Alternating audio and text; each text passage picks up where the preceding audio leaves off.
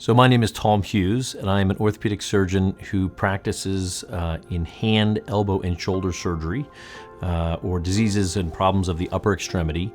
And so we take care of all kinds of problems of the bones, tendons, and muscles in that arm. Today what we're going to talk about are the problems specifically of shoulder arthritis. Arthritis is a wearing down of the joint. So the joint is where two bones come together to move.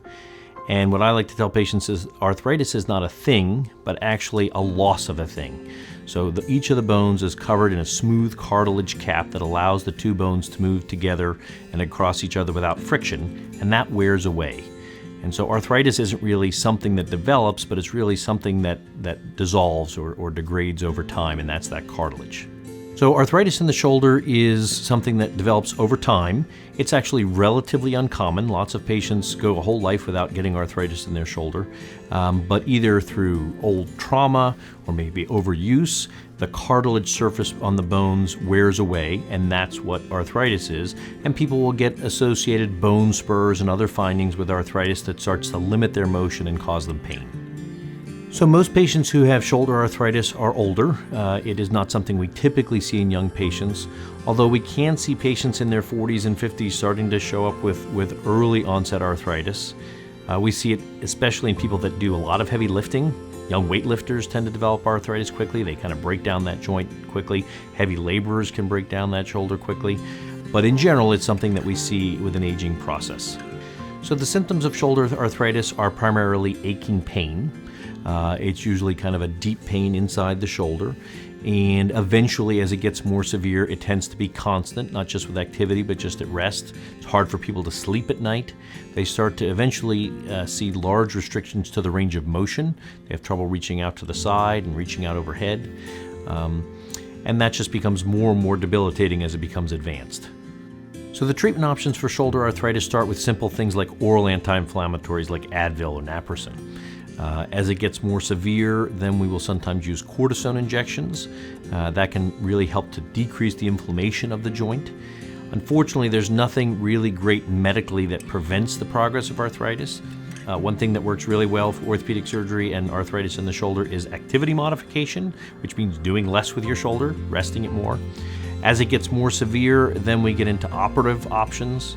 And the epitome of that is when we get to shoulder replacement. With shoulder arthritis, eventually the medical options start to work less well, and there's no way to really reverse the process of shoulder arthritis. It is something that continues to progress as you continue to use the shoulder. Once patients have shoulder replacement surgery, then at that point most of the symptoms do resolve and people are able to regain the motion, get rid of the pain, and regain the function in their arm. It is a big operation. However, it is something that is relatively well tolerated by most patients. When we get to the point of doing a shoulder replacement, a lot of people are afraid about the operation because they've heard a lot of bad things about shoulder surgery. It can be really difficult. Shoulder replacement surgery is actually easier than some of the other operations that are more common, like rotator cuff surgery, so the recovery is easier. Most people come back to the office 2 weeks after the operation, and most of their pain is gone. So for total recovery time, it is a long recovery for shoulder replacement. Most people, like I said, when they come back to the office at 2 weeks are feeling like their pain is gone. Then we work through physical therapy to regain their motion.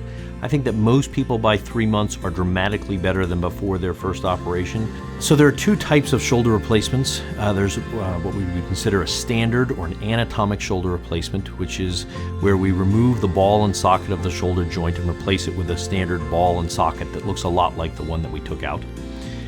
There's a newer type of shoulder replacement that's been available for about 10 years, which is called a reverse shoulder replacement.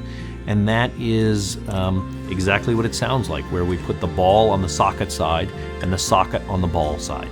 And it is designed specifically for people that have both shoulder arthritis and a rotator cuff problem. So for patients who have shoulder arthritis, I think it's something that's definitely worth going in to see your doctor about.